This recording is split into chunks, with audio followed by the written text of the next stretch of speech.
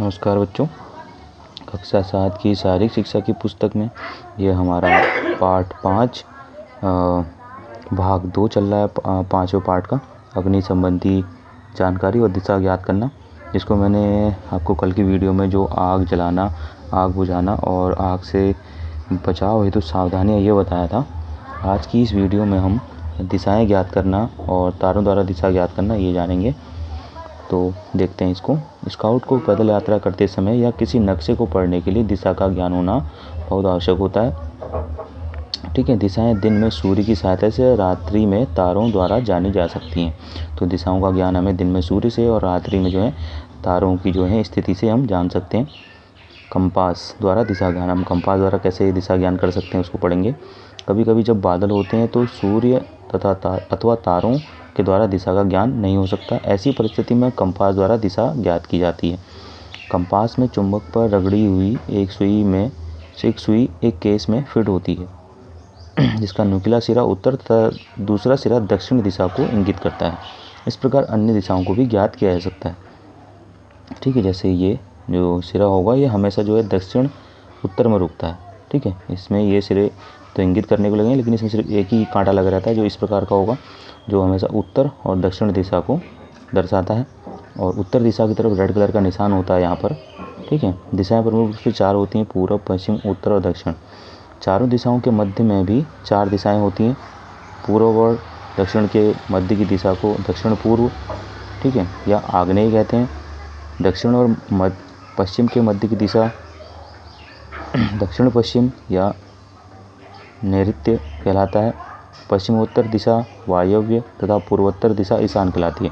इस प्रकार 8 दिशाएं तथा 8 के मध्य की दिशाओं सहित 16 दिशाओं का ज्ञान प्रत्येक स्काउट को जो है होना चाहिए। अब हम जानेंगे यहाँ पे तारों द्वारा दिशा ज्ञात करना। तारों द्वारा कैसे जो है दिशा ज्ञात की जाती है करके। रात्रि में दिशाएं ध्रुव तारे के द्वारा ज्ञात की जाती हैं। ध्रुव तारा हमेशा जो है उत्तर दिशा में रहता है। ठीक है, ध्रुव तारा अधिक चमकदार नहीं होता, परंतु इसके आसपास इससे अधिक चमकीला तारा जो है नहीं होता। ध्रुव तारे को कुछ तारा समूह के द्वारा पहचाना जा सकता है।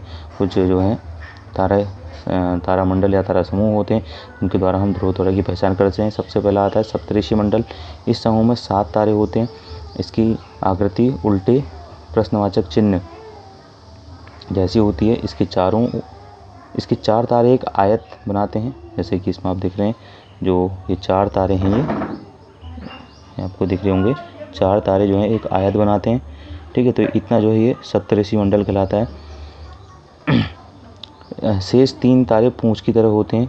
ठीक है, जो अब ये शेष 3 तारे हैं 1, 2, 3, ये पूंछ की तरह होंगे।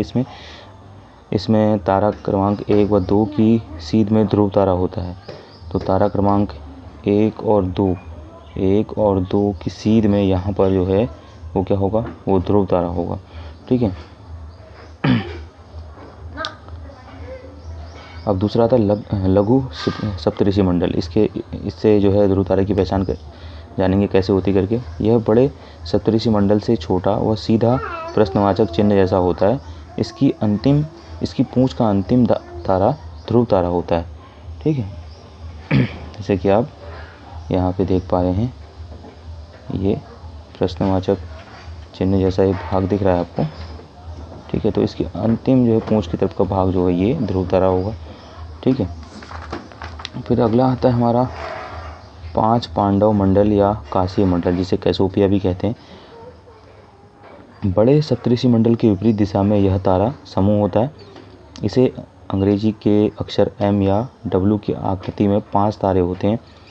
बाएं तारे एक बड़ा और एक छोटा कोण बनाते हैं तथा बड़े कोण की अर्धक रेखा ध्रुव तारे को इंगित करती है।